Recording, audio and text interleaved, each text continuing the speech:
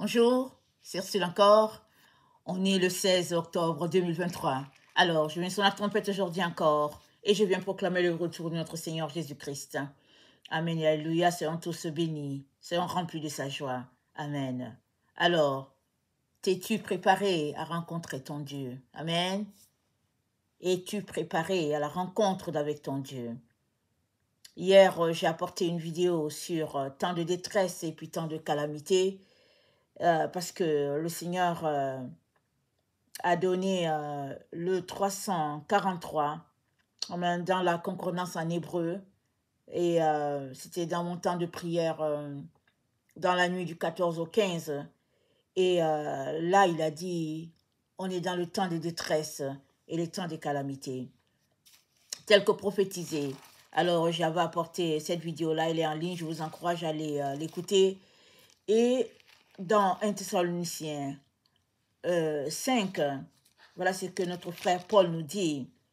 Il nous dit, pour ce qui est des temps et des moments où vous n'avez pas besoin, frères, qu'on vous en écrive, car vous savez bien vous-même que le jour du Seigneur viendra comme un voleur dans la nuit. Quand les hommes diront paix et sécurité, alors une ruine soudaine les surprendra, comme les douleurs de l'enfantement surprennent la femme enceinte et ils n'échapperont point. Mais vous, frères, vous n'êtes pas dans les ténèbres pour que ce jour vous surprenne comme un voleur. Vous êtes tous des enfants de la lumière et des enfants du jour. Nous ne sommes point de la nuit ni des ténèbres. Ne dormons donc point comme les autres, mais veillons et soyons sobres. Amen. On a parlé de ce texte-là hier. Et si on regarde bien ce qui se passe en Israël, on sait que cette parole s'est accomplie. Elle s'est accomplie parce que nous savons que Israël, c'est une grande nation guerrière. Et Israël, de petite nation qu'elle est, entourée comme elle est de ses ennemis, elle a toujours pu se défendre, elle a toujours pu se positionner. Et Israël est à la fine pointe de la technologie pour ce qui est de sa défense. Mais curieusement, Israël a été surpris. Un jour de fête, le dernier jour de la fête des tabernacles, le jour où Jésus-Christ a dit que celui qui a soif vienne et boive, c'est dans Jean, je pense Jean 7, on va lire cette partie-là juste pour se rappeler. Jésus-Christ, le dernier jour, s'est dit, le dernier jour du grand jour de la fête, c'était la fête des tabernacles, c'était au verset 37 de Jean 7. Jésus se tenant debout s'écria, « Si quelqu'un a soif, qu'il vienne à moi et qu'il boive. Celui qui croit en moi, des fleuves d'eau vive couleront de son sein, comme dit l'Écriture. Il dit cela de l'Esprit que devait recevoir ceux qui croiraient en lui, car l'Esprit n'avait pas été encore donné, parce que Jésus n'avait pas été encore glorifié. » Alors, ce jour-là, c'est le jour où c'est le summum de la fête, parce que c'est les derniers jours. Israël passe 7 jours dans la fête du tabernacle et ça dit que dès que le Yom Kippour finit, Israël, quelques heures après, elle entre dans la fête de tabernacle et ça dure 7 jours.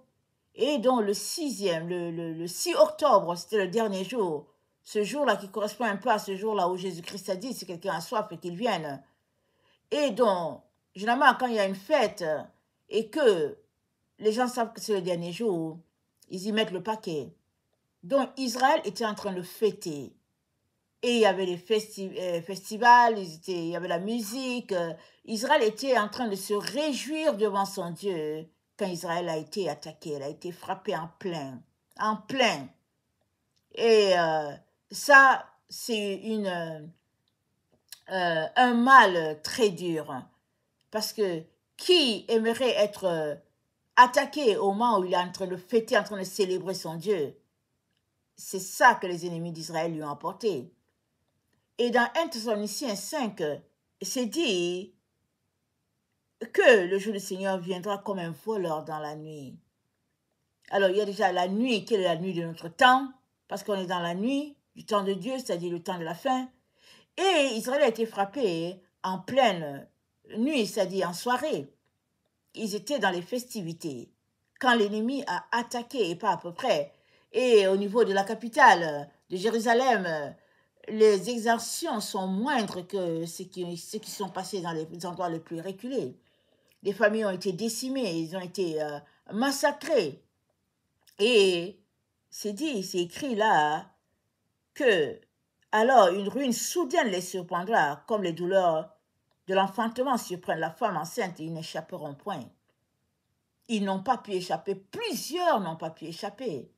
Ils sont entrés dans l'éternité ce jour-là. Plusieurs sont morts le 6 octobre 2021. Alors, certains se retrouveront dans la présence de Dieu, d'autres, c'est fini. Ils sont en enfer, c'est fini. Parce que ils ont été surpris.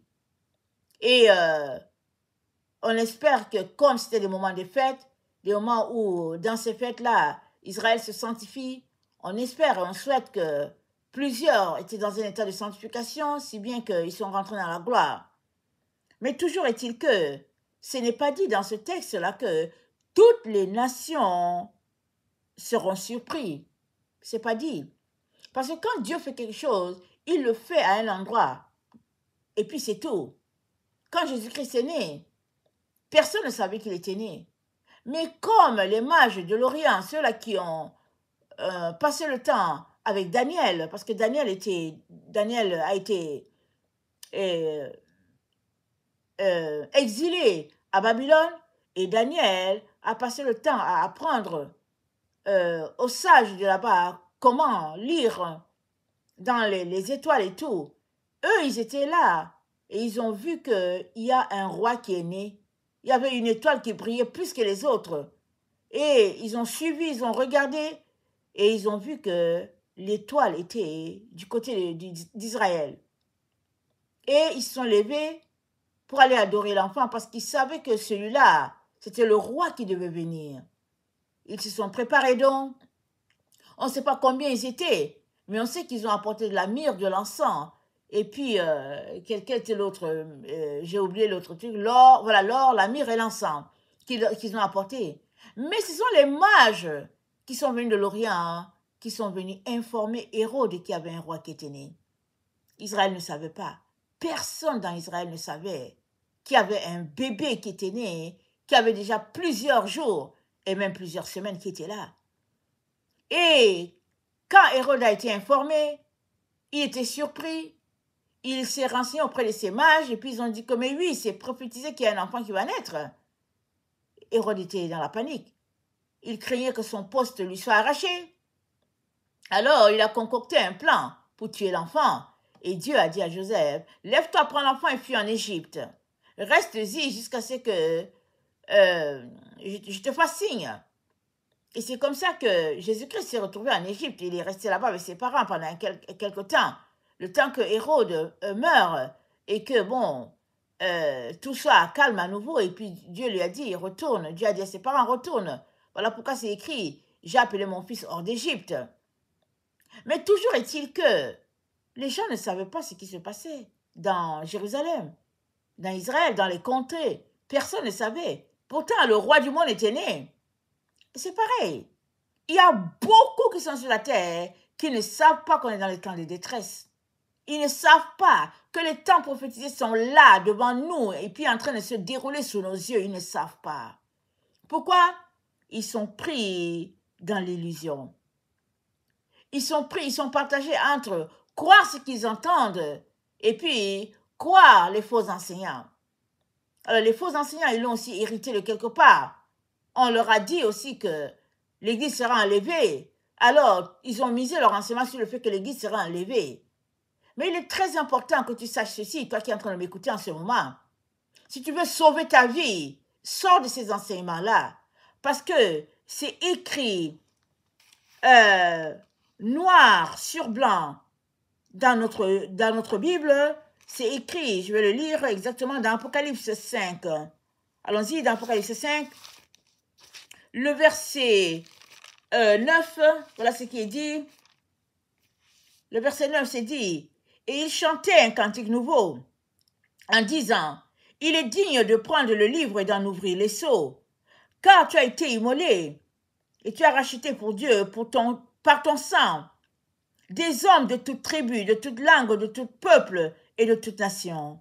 Et tu as fait d'eux un royaume des sacrificateurs pour notre Dieu.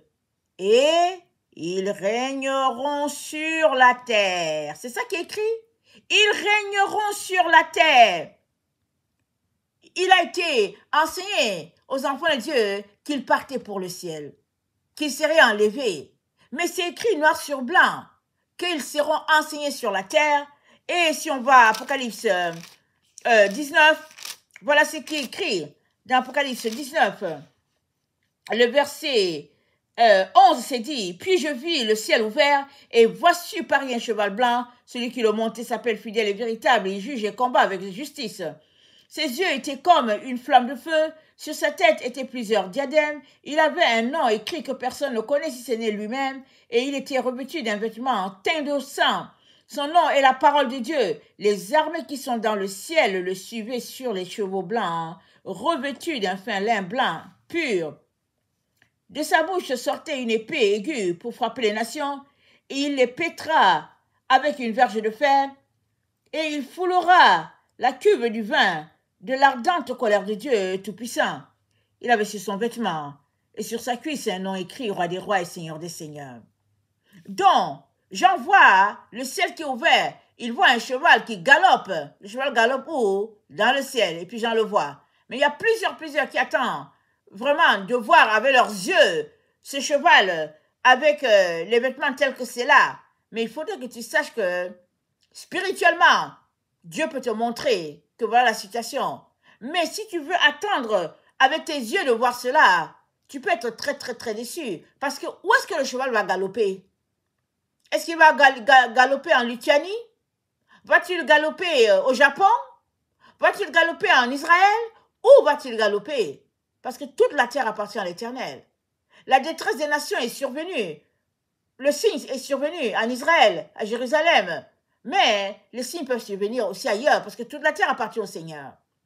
Alors, il est donc très important que tu sortes d'abord du mensonge qui a été peint aux enfants de Dieu, qui a été vendu aux enfants de Dieu gratuitement, sur lesquels ils seraient enlevés. Alors les enfants de Dieu sont restés quoi à l'enlèvement, moi y compris, jusqu'à ce que le Seigneur ouvre mes yeux, que je me rende compte que non, il y a quelque chose qui ne va pas. Et puis bon, par la grâce de Dieu, j'ai cherché. Par la grâce de Dieu, Dieu a enlevé le voile de mes yeux, afin que je puisse voir que ils seront sacrificateurs de Dieu sur la terre, afin que je puisse voir que c'est le ciel qui vient à nous, c'est pas nous qui allons au ciel, d'ailleurs c'est pas nous de décider, n'est-ce pas, d'aller. Le ciel vient à nous. Pourquoi? Parce que le ciel vient établir le règne divin sur la terre. Alors, le millénium, ça se passe sur la terre, ça se passe pas au ciel. Voilà pourquoi on comprend pourquoi le ciel vient à nous. Le ciel vient appliquer la justice de Dieu sur la terre, parce que de tout le temps, Dieu n'a pas renoncé à son plan de faire de la terre le paradis. Il n'a jamais renoncé. Alors, il a compté sur Adam, et puis ça ne s'est pas passé. Mais là, dans le temps dans lequel nous sommes, c'est le temps pour Dieu de venir établir ce qu'il a toujours conçu quand il a créé son monde. Amen. On ne peut pas le lui enlever. On ne peut pas enlever le plan de Dieu. On ne peut pas bloquer. On ne peut pas l'effacer. Ce qui est, c'est ce qui sera. Alléluia et Amen. Il est donc très important que là où tu es, tu ouvres tes oreilles grands et tu ouvres tes yeux pour voir ce qui se passe. Parce que tu risques d'être laissé ou pas sur la terre. Dehors. Tu seras laissé dehors, dans les ténèbres du dehors. Là, il y aura les pleurs et les grincements dedans. Parce que tu crois à un mensonge. Alors que les choses sont en train de se dérouler sous tes yeux. Alors que l'actualité mondiale rapporte ce qui se passe. Toi, tu n'arrives pas à percevoir le temps de Dieu. Parce que tes pensées sont plongées dans le mensonge qu'on t'a vendu. Mais si tu veux sortir du mensonge, Dieu est là pour t'aider à sortir. Encore, faille-t-il que tu veuilles sortir. Beaucoup ne veulent pas sortir. Ils aiment les enseignements de leur dénomination. Ils aiment les mensonges des gens. Ils sont là, ça leur fait du bien. Ça les chatouille les oreilles. Ils ont l'impression qu'ils sont quelqu'un. Ils ont l'impression qu'ils sont arrivés. Ils ont l'impression que vraiment c'est eux qui ont la vérité. Mais que sert-il à un homme, à une femme, de gagner le monde entier si son ami le perdait? Plusieurs perdront leur âme comme ça, comme par amusement, comme par négligence, c'est tout.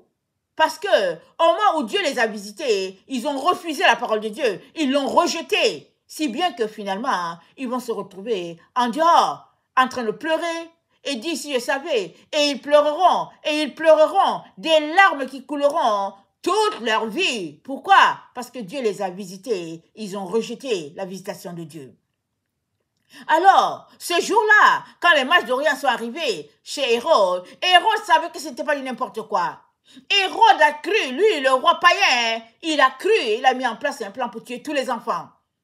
Lorsque les mages ne lui sont pas revenus, il a dit, bon, moi je ne veux pas de roi, je vais tuer tous les enfants. Il a tué tous les enfants. Et la prophétie dit, Rachel pleure ses enfants, ils ne sont plus. Elle ne peut pas être consolée parce que ses enfants ne sont plus. Parce que ses enfants, plusieurs enfants ont payé le prix du Messie sur la terre. Et nous sommes dans ce temps-là où plusieurs sont en train de payer le prix, vraiment de façon innocente de tout ce qui est en train de se passer. Mais la prophétie doit s'accomplir.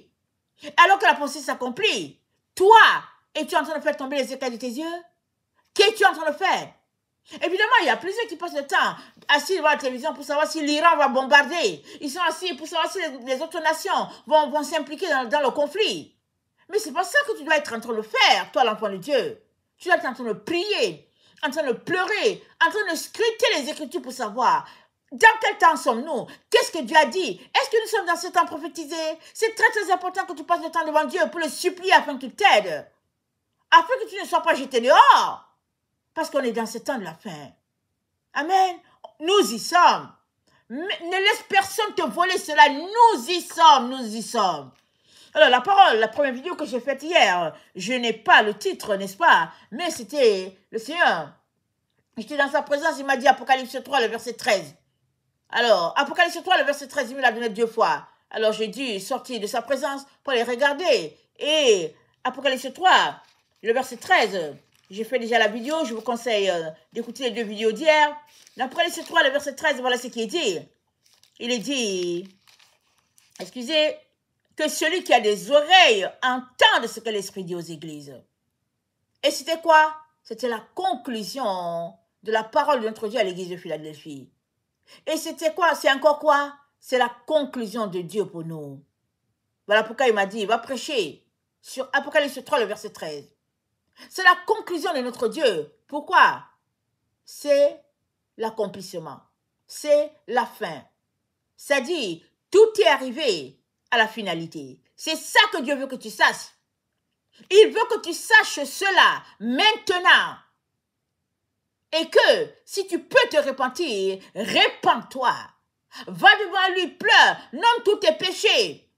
Et puis, crie à lui, pleure, pleure, pleure, pleure. Et il te fera grâce. Mais si tu restes là, croire à tout ce qui se raconte dans les églises, tu ne seras pas sauvé. Parce que les églises n'ont pas la vérité. Excuse que je te dise la vérité. Les églises ne l'ont pas. Ils racontent des choses qui ne sont pas vraies. Ils ont des demi-vérités. Mais ils sont pris dans leur orgueil. Ils sont pris dans leurs illusions. Ils sont pris dans leurs ténèbres. Et l'orgueil est tel qu'ils ne veulent pas sortir de là. Ils ne veulent pas dire, oh oui, on s'est trompé. Non, non, ils ne veulent pas. Et en plus de cela, depuis quand on marche avec Dieu en groupe, on ne marche pas avec Dieu en groupe. On marche individuellement. Et Dieu récupère chaque personne individuelle qu'il a rencontrée et il en fait son pâturage. Dans les églises, ils marchent en groupe. Quand le leader a dit à gauche, tout le monde va à gauche. Si le leader a dit en haut, ils vont en haut. Le leader dit derrière, ils sont tous en arrière. Ils vont contraire à ce que Dieu attend d'eux. Voilà pourquoi Dieu est en train de parler à ceux qui sont dans les églises pour leur dire, sortez de là immédiatement, sortez, sortez, courez, sortez de vos églises. Pourquoi? Parce que Dieu est dans le désert. Et lui, Apocalypse 12, il est dans le désert. Et on est en plein dans ce temps-là, où les choses se passent dans le désert, mais où se trouve le désert? Le désert, c'est coupé de tout le monde. Tu es dans ton coin là-bas, tu cherches ton Dieu, tu prends ta Bible, tu lis, tu fouilles, tu vas sur Internet, tu essaies de découvrir, Seigneur, dans quel temps sommes-nous? Alors, si dans le temps dans lequel nous sommes, tu ne réalises pas que nous sommes dans le temps de la fin, le Seigneur t'a donné notre signe. Le 14 octobre, il y a eu l'éclipse solaire. Alors, regarde bien, vas-y dans l'éclipse solaire du 14 octobre. Tu vois bien, non? Tu vois le signe, la lune, elle est plus petite que le soleil, elle est venue se mettre au niveau du soleil et ça crée cette bague-là qui est là. Et c'est une alliance, l'alliance de l'éternel. C'est le temps où Dieu est en train de révéler les choses parce qu'il nous l'a donné hier aussi. Il nous a donné le 342.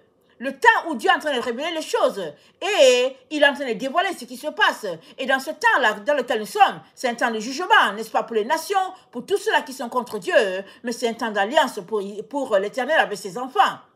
C'est le temps dans lequel nous sommes. Alors, il vient encore, il te montre son signe d'alliance, sa grâce envers toi qui veut te repentir, envers toi qui marche avec lui, il te dit, ne crains pas mon enfant, ne crains pas mon fils, ne crains pas ma fille. Mais question, sais-tu le temps dans lequel tu es? Parce que si tu ne sais pas le temps dans lequel tu es, tu vas t'asseoir pour écouter les journalistes, pour savoir, est-ce que l'Iran va bombarder? Et puis, etc., etc. Mais comme déjà dit, c'est pas de ça que tu as besoin. Tu as besoin d'aller devant ton Dieu. Tu as besoin de te dépouiller pour revêtir Christ afin qu'il puisse te sauver. Alléluia. Voilà le temps dans lequel nous sommes. Amen. Alors, dans la nuit de samedi à dimanche, le Seigneur m'a donné en premier le 343, c'est-à-dire, c'est le temps, dans la concordance grecque, c'est le temps où Dieu dévoile les choses et qu'il révèle tout ce qui se passe. Et dans la concordance hébreu, c'est le temps de détresse des nations. Amen. Le temps de détresse, temps de calamité. Et quelques minutes plus tard, il m'a donné le 342. Et le 342, c'est un temps de renouveau et un temps de jeunesse. Comme quand, comment on appelle ça, l'aigle renouvelle son plumage. C'est un temps comme ça pour les enfants de Dieu. Ceux-là qui lui obéissent, Dieu va les rajeunir, il va les ragaillardir, parce que ça correspond au temps où les enfants de Dieu vont entrer dans le millénium, n'est-ce pas? Voilà pourquoi Dieu les restaure, il les ragaillardit. Mais pour tous ceux-là qui refusent ce Dieu-là, et puis qui aiment la politique du serpent, alors dans la concordance en hébreu, c'est dit, c'est le temps où il y aura l'inimitié entre les enfants de la femme et le serpent, c'est-à-dire une inimitié prononcée, évidente, claire et nette. Il y aura une séparation des deux groupes. C'est le temps. Et ce sera, au fait, cela va correspondre à Apocalypse 14, à partir du verset 14, le temps de la moisson. On est dans ce temps-là. Alors ne te laisse pas voler, ne te laisse pas tromper. Saisis, sois saisi d'épouvante, sois saisi, que ton cœur soit saisi. Et puis, Dieu va te sauver. Sois troublé en même temps. Parce que si tu n'es pas troublé, vas-tu passer ta vie dans ton éternité séparée de Dieu? Malheureusement, il y a plusieurs qui ont passé leur éternité séparée de Dieu. Pourquoi? Parce qu'ils ont refusé le temps de leur visitation. Ils n'ont pas réalisé que Dieu les avait visités. Ils n'ont pas voulu. Toi, retourne à Dieu. Accepte cela. Accepte que c'est le temps de Dieu. Et vas-y devant lui. Il va t'aider. Amen. Il va t'aider. Alors, quelle détresse sera la part de plusieurs? Parce que le temps est venu sous leurs yeux. Ils ont laissé passer le temps. Pourquoi? Ils étaient occupés.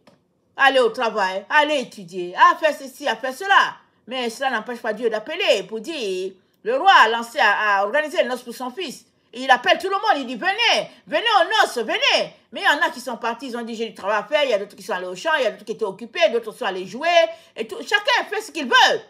Mais Dieu dit, c'est le temps, c'est le temps, c'est le temps. Alors toi, comment réponds-tu? Vas-tu répondre comme ceux-là qui ont été invités en premier et qui ont rejeté l'invitation? Ou bien vas-tu accourir comme ceux-là qu'on a appelés à la dernière minute et puis ils sont allés remplir la salle de noces? Où te trouves-tu? Parce qu'il n'y a plus de temps. Il n'y a plus de temps à perdre. Mais les gens ne réalisent pas. Leurs yeux sont fermés. Pourquoi? Parce qu'ils sont sur les cellulaires, ils sont sur Internet, ils sont occupés à courir après l'argent, après toutes choses qui distraient. Sors de toutes ces choses-là et tu verras l'évidence qui est là. Alors, si tu n'as pas saisi ce qui s'est passé, le 6 octobre, alors Dieu t'a donné un autre signe. 8 jours plus tard, il t'a donné un signe. Le 14 octobre, il t'a donné l'éclipse solaire, parce que c'est dit dans la parole de Dieu que l'éclipse lunaire, c'est pour Israël, et puis l'éclipse solaire, c'est pour les nations. Et aujourd'hui, ce jour-là, voilà ce qui se passe. La lune, elle vient, et puis elle se met sur le soleil, et voilà, et puis de son diamètre plus petit, et ça fait cette éclipse-là. Vraiment une alliance parfaite entre le soleil et puis la lune à ce moment-là, précis, dans ce timing-là. Alors, Dieu donc est en train de te donner une évidence claire et nette avec l'éclipse solaire pour que tu puisses voir le temps dans lequel nous sommes. Et nous allons donc nous concentrer à lire Luc 21 à partir du verset 20, parce que c'est notre texte d'aujourd'hui. Alors, tout ce que j'ai dit, on n'était pas encore dans le texte, on est en train de faire une révision de ce qu'on a vu hier. Alléluia, amen. Donc voilà. Alors, Luc 21, le verset 20. Lorsque vous verrez Jérusalem investie par les armées, sachez alors que sa désolation est proche. Alors que ceux qui seront en Judée fuient dans les montagnes, que ceux qui seront au milieu de Jérusalem en sortent, et que ceux qui seront dans les champs n'entrent pas dans la ville, car ce seront des jours de vengeance pour l'accomplissement de ce qui a été écrit. Malheur aux femmes qui seront enceintes et celles qui allaiteront en ces jours-là, car il y aura une grande détresse dans le pays et de la colère contre ce peuple. Ils tomberont sous le tranchant de l'épée. Ils seront amenés captifs parmi toutes les nations. Et Jérusalem sera foulée aux pieds par les nations jusqu'à ce que le temps des nations soit accompli. Il y aura des signes dans le soleil, dans la lune et dans les étoiles et sur la terre. Il y aura de l'angoisse chez les nations qui ne sauront pas que faire au bruit de la mer et des flots. Les hommes rendant l'âme de terreur dans l'attente de ce qui surviendra sur la terre, car les puissances des cieux seront ébranlées. Alors, on verra le Fils de l'homme venant sur une nuée avec puissance et puis une grande gloire. Amen. Donc voilà le texte que nous avons pour aujourd'hui. Alors, lorsque vous verrez Jérusalem investie par les armées, sachez alors que sa désolation est proche. Donc voilà la prophétie. Jérusalem est investie ou pas? Elle est investie. On regarde bien, Jérusalem est bien investie. Alors, qui est aveugle pour dire qu'il ne voit pas? Alors, il a au moins ses oreilles pour entendre, n'est-ce pas, les nouvelles. Qui sur la terre va dire qu'il ne sait pas ce qui se passe? On peut par contre dire qu'on ne sait pas que le jour où on ne sait pas, on ne sait pas que, alors que tous les yeux, et les oreilles sont rivés vers Jérusalem, il y a eu un tremblement de terre en Afghanistan. Il y a eu plusieurs morts. Mais le zoom est tourné vers Israël. Alors on n'a pas su ce qui s'est passé dans ce petit pays. Beaucoup de femmes sont mortes. Beaucoup d'enfants ont péri dans les maisons comment on appelle ça, en terre. Plusieurs ont péri. Et puis, est-ce que la détresse est-ce que ceux-là qui secourent les gens en détresse vont-ils se retrouver par là-bas? Ou bien tout le monde est-il rivé du côté de Jérusalem? Non, voilà la détresse. Qui ne sait pas ce qui se passe sur la terre? Les inondations, à ne rien comprendre, à ne rien saisir. Qui ne sait pas ce qui s'est passé récemment? Au niveau de la Libye, un peu partout sur la terre, il y a des gens qui sont emportés, il y a des gens qui disparaissent, des familles entières ont disparu, tout simplement, on ne sait pas où ils ont été emportés. Il y a eu de l'eau, il y a eu de la pluie, les vagues sont venues, ils ont emporté les maisons, ils ont emporté tout le monde, et puis c'est fini. Qui ne sait pas ce qui se passe? Et qu'est-ce que tu fais? Qu'es-tu en train d'attendre avant de te réveiller? Parce qu'on est dans ce temps-là prophétisé. Alors, c'est dit que ceux qui seront en Judée fuient dans les montagnes, que ceux qui seront au milieu de Jérusalem en sortent, et ceux qui seront dans les champs n'entrent pas dans la ville. Qui ne sait pas que c'est ça qui se passe? Il suffit de regarder sur Internet. Les gens sont en train de sortir de Jérusalem, ils sortent en courant. Ils s'en vont se réfugier ailleurs. Qui ne sait pas ce qui se passe? Car ce seront des jours de vengeance pour l'accomplissement de ce qui est écrit. Qui ne sait pas ce qui se passe avec Israël et puis les nations alentours? C'est dit quoi? Ce seront des jours de vengeance. C'est écrit noir sur blanc. Jour de vengeance. Verset 23. Malheur aux femmes qui seront enceintes et celles qui allaiteront en ce jour-là, car il y aura une grande détresse dans le pays et de la colère contre le peuple. Qui ne sait pas ce qui se passe? Combien le peuple est en colère contre les autorités là-bas? Qui ne sait pas? Parce que le peuple reproche aux autorités de n'avoir pas su. C'est en ce sens-là qu'on sait qu'il y a un Dieu qui règne. Il y a des choses que même quand tu te prépares très bien, il y a des choses qui se passent de telle sorte que Dieu reste Dieu. Il y a des choses qu'il garde le contrôle et puis la surprise vient quand même. Alors, c'est dit quoi dans 1 Thessaloniciens 5? C'est dit, les gens seront surpris, comme les douleurs de l'enfantement. Israël a été surpris pas à peu près. Pourtant, une nation guerrière. Israël est préparé tellement. Israël est vraiment à la fine pointe de sa protection, de la technologie, de tout. Israël Mais Israël a été surpris. Vraiment. C'est à ne rien penser, c'est à ne rien croire. Comment Israël a été surpris? Pourquoi? Parce qu'avant cela, on entendait comment Israël était en train de faire des conférences, des réunions pour une alliance de paix avec les nations aux alentours. Les autres disaient, oh, bon voilà, ils étaient contents, les autres étaient mécontents et tout. Mais si tu étais quelqu'un qui suivait ce qui se passait, en tant qu'enfant de Dieu, tu devais savoir qu'il y a quelque chose qui se trame, qui n'est pas correct là dans ça. Donc Israël avait été maintenu dans cet esprit-là.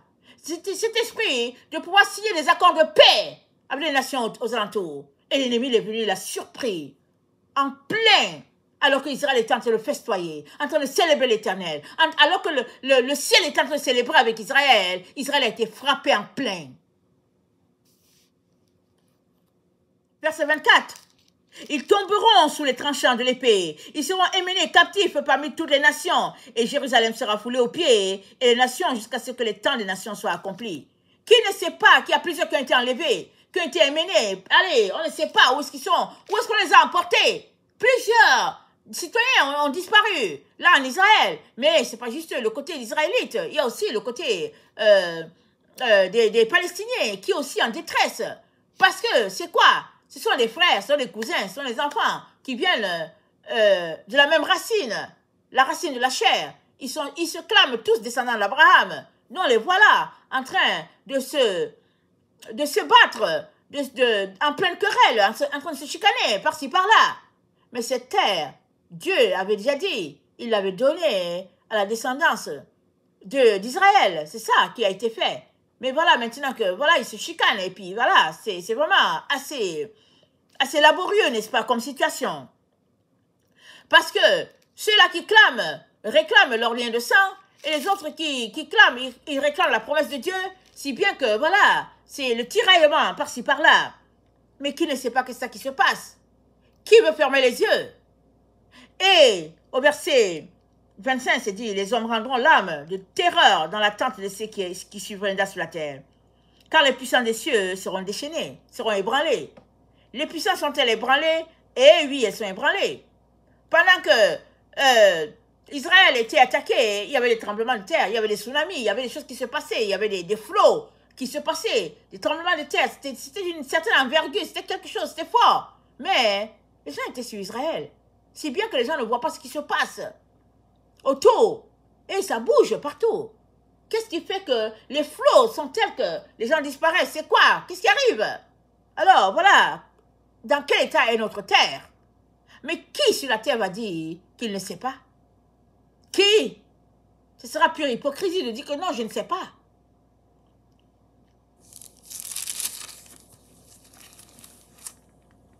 Luc 21, le verset 20. Lorsque vous verrez Jérusalem investie par les armées, sachez alors que sa désolation est proche. Allons-y. Apocalypse 11, le verset 1. Apocalypse 11, le verset 1. On me donna un roseau semblable à une verge, en disant, lève-toi et mesure le temple de Dieu, l'autel et ceux qui y adorent. Mais le parvis extérieur du temple, laisse-le en dehors, et ne le mesure pas, car il a été donné aux nations. Et elles fouleront aux pieds la ville sainte pendant 42 mois. Voilà la prophétie. Elle est là sous tes yeux. Ils fouleront la ville sainte pendant 42 mois. Alors, c'est là devant toi. Apocalypse 12, le verset 13. Apocalypse 12, le verset 13. Quand le dragon vit qu'il avait été précipité sur la terre, il poursuivit la femme qui avait enfanté l'enfant mâle. Et les deux ailes du grand aigle furent données à la femme, afin qu'elle s'envolât au désert, vers son lieu, où elle est nourrie un temps, des temps et la moitié d'un temps, loin de la face du serpent. C'est pourquoi je disais que tous ceux-là qui sont dans les églises, qu'ils sortent, qu'ils se réfugient au désert. Parce que pendant 42 mois, ce sera une situation de détresse terrible. Mais dans le désert, il y aura du réconfort, il y aura de la manne, il y aura de l'eau, Dieu pourvoira pour que tu puisses t'en sortir. Que nous dit Zacharie 12, le verset 2, c'est dit, « Voici, je ferai de Jérusalem une coupe d'étourdissement pour tous les peuples d'alentour, et aussi pour Juda dans le siège de Jérusalem.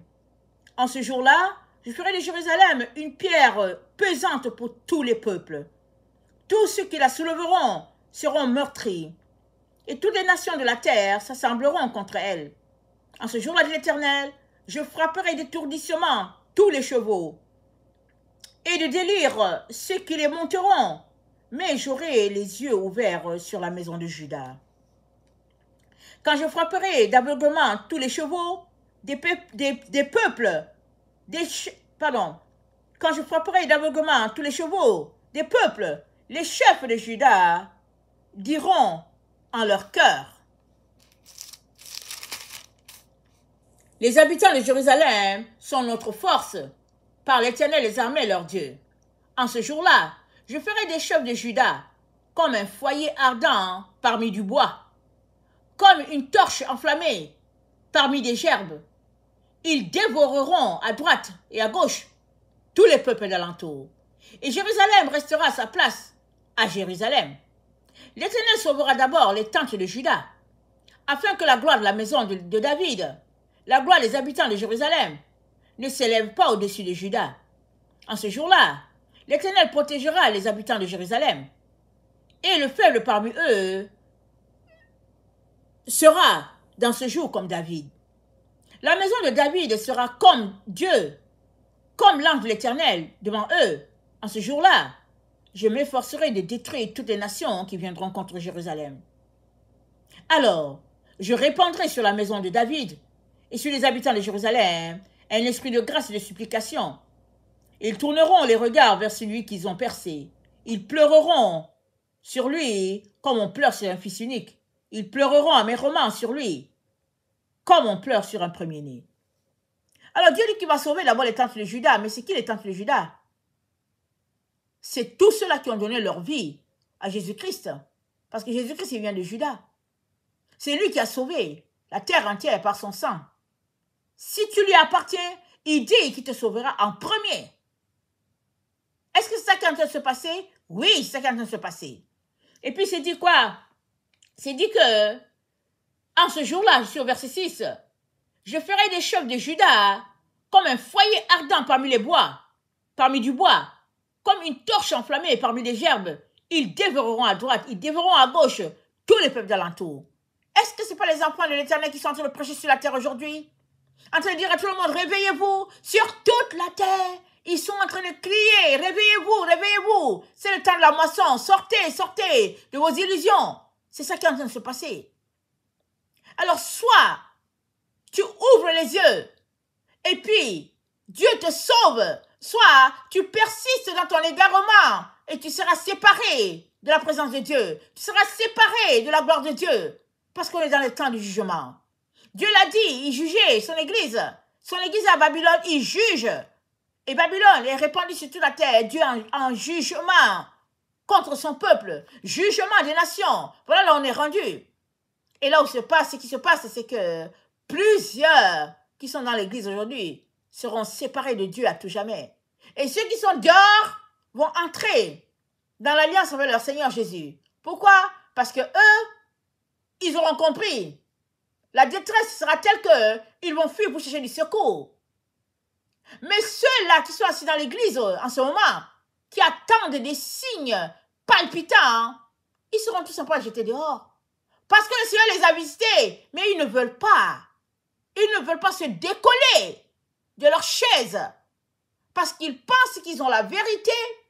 Ils attendent un enlèvement et ils sont là, alors que Dieu est en train de faire des choses extraordinaires sur toute la terre. Mais eux, ils sont assis d'aveuglement. Ils sont assis, saisis d'aveuglement, et saisis de sommeil. Ils sont là, assis. Certains dorment. Ils parlent d'autre chose, de la pluie et du beau temps. Parce qu'ils ne sont pas capables de parler des merveilles de Dieu. Mais à toi, Dieu te dit, réveille-toi. Réveille-toi. Parce qu'on est arrivé au temps de la fin. Voilà pourquoi. Hier, il a dit, Apocalypse 3, le verset 13. Ainsi soit-il, c'est ça qu'il a donné. Alors, je terminerai en lisant Zacharie 8. Et je vais t'envoyer de prendre du temps avec le Seigneur, d'aller pleurer devant lui, parce que quand tu refuses les signes, va pleurer pour qu'il te fasse grâce, afin que tu puisses traverser et te retrouver dans le repos éternel, le sabbat éternel, le millénium, parce qu'on est là. Dieu est en train d'amener son peuple, il conduit son peuple tranquillement. Son peuple est en train de traverser, n'est-ce pas? Et malheureusement, plusieurs sont là. Plusieurs sont là dans leur illusion. Je vous ai partagé ce rêve que le Seigneur m'a donné il y a quelque temps, il n'y a pas longtemps. Je l'ai partagé dans 2 ou 3 vidéos récemment. Au mois de, on est quand? On est au mois d'octobre, alors je l'ai partagé certainement au mois de septembre ou bien au mois d'août, dans les différentes vidéos. Alors, j'ai vu le Seigneur à travers une vitre, mais il était de l'autre côté, et puis il était en train de sourire, et moi j'étais préoccupée, j'étais en train d'organiser la rentrée scolaire, j'étais vraiment préoccupée là, en train de courir par-ci avec mes enfants et tout, et puis le Seigneur, il était là en train de sourire en disant, les choses se passent par ici. Les choses se passent par ici. C'est-à-dire, il y avait une séparation déjà dans le temps et puis dans l'espace.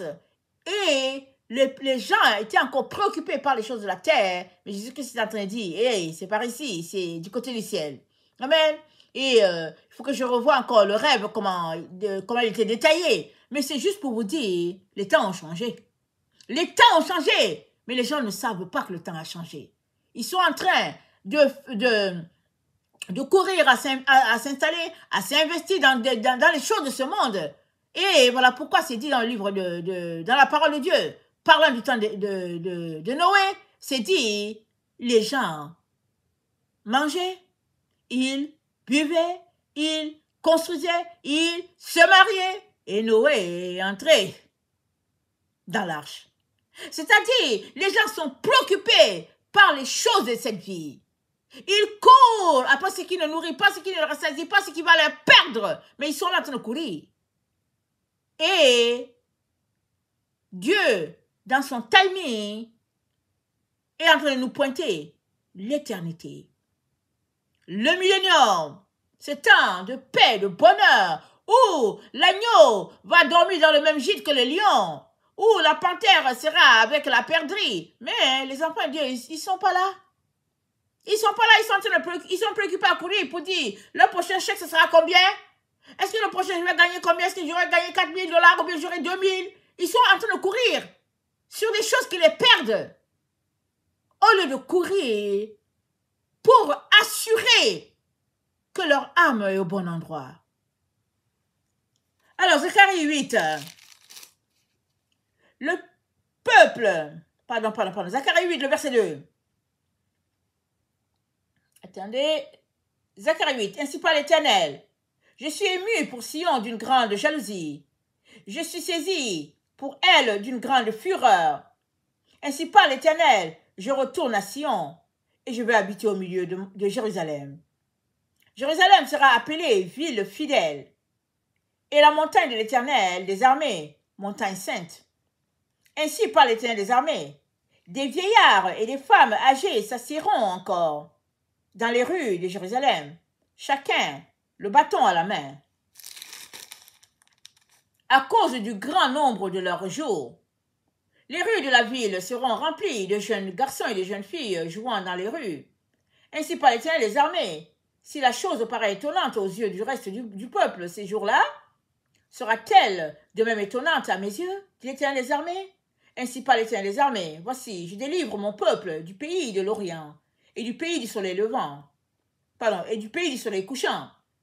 Je les ramènerai et ils habiteront au milieu de Jérusalem. Ils seront mon peuple et je serai leur Dieu avec vérité et droiture. Ainsi parle l'Éternel des armées. Fortifiez vos mains, vous qui entendez aujourd'hui ces paroles de la bouche des prophètes qui parurent au temps où fut fondée la maison de l'Éternel des armées, où le temple allait être bâti. Car avant ce temps, le travail de l'homme ne recevait pas sa récompense, et le salaire des bêtes était nul. Il n'y avait point de paix pour ceux qui entraient et sortaient, à cause de l'ennemi, et je lâchais tous les hommes les uns contre les autres. Maintenant, je ne suis pas pour le reste de ce peuple, comme j'étais dans le temps passé, dit l'Éternel des armées. Car les semailles prospéreront, la vigne rendra son fruit, la terre donnera ses produits, et les cieux enverront leur rosée. je ferai jouir de toutes ces choses le reste de ce peuple. De même que vous avez été en malédiction parmi les nations, maison de Juda et maison d'Israël, de même je vous sauverai, vous serez en bénédiction, ne craignez pas, et que vos mains se fortifient. Car ici par l'Éternel des armées, comme j'ai eu la pensée de vous faire du mal lorsque vos pères m'irritaient, dit l'Éternel des armées, et que je ne m'en suis point repenti, ainsi je reviens en arrière. Et j'ai résolu en ces jours de faire du bien à Jérusalem et à la maison de Juda. Ne craignez pas. Voici ce que vous devez faire. Dites la vérité chacun à son prochain. Jugez dans vos portes selon la vérité et en vue de la paix. Que nul en son cœur ne pense le mal contre son prochain. Et n'aimez pas le faux serment. Car ce sont là toutes ces choses que je hais, dit l'Éternel. Amen. Alors, tout est là. Dieu nous a tout dit et il nous dit comment nous devons nous comporter. Il nous dit d'aimer la vérité. Et c'est dit dans 2 Thessaloniciens, 2 Thessaloniciens 2, le verset 11, c'est dit, parce qu'ils n'ont pas aimé la vérité qui les aurait sauvés, Dieu leur envoie une puissance d'égarement. Alors, je vais lire rapidement. 2 Thessaloniciens 11, c'est dit, aussi Dieu leur envoie une puissance d'égarement pour qu'ils croient aux mensonges, afin que ceux qui n'ont pas cru à la vérité, mais qui ont pris plaisir à l'injustice soient condamnés. Et Dieu dit à Judas, dites la vérité les uns aux autres. Le mensonge, ça ne fait pas partie de l'enfant de Dieu. La vie des ténèbres, on doit sortir de là. Il n'y a pas plus gros mensonge qu'une marche d'hypocrisie. L'hypocrisie fait des fois à beaucoup de personnes. L'hypocrisie gruge la vie de plusieurs personnes. Sortez de là. Sortez de là et dites la vérité à vos frères, à vos semblables, aux personnes avec qui vous êtes en relation. Aimez-vous les uns les autres. Et il est important, si tu marches dans l'hypocrisie, il est important que tu sortes de là, de cette ombre-là. Parce que l'hypocrisie, c'est l'ombre de la mort. Il faudrait en sortir. Et il faudrait dire la vérité à ton prochain, afin que le Seigneur te fasse grâce. Que le Seigneur bénisse sa parole et que tout et chacun se mette à chercher son Dieu, vaille que vaille. On est complètement à la fin. Il n'y a pas un autre temps pour lequel tu vas courir pour que Dieu te fasse grâce. Non, on est à la fin. Les choses arrivent rapidement et puis subitement. Et aujourd'hui, c'est le jour du salut. Dieu te l'accorde, prends ça, va devant lui, crie à lui, prends le temps, entre dans le jeûne, entre dans les pleurs, les prières, afin que Dieu puisse sauver ton âme et sauver l'âme des tiens. Alléluia, que le Seigneur bénisse sa parole. Maranatha, Jésus revient. Amen et alléluia. Soyons tous bénis. Amen, amen, amen.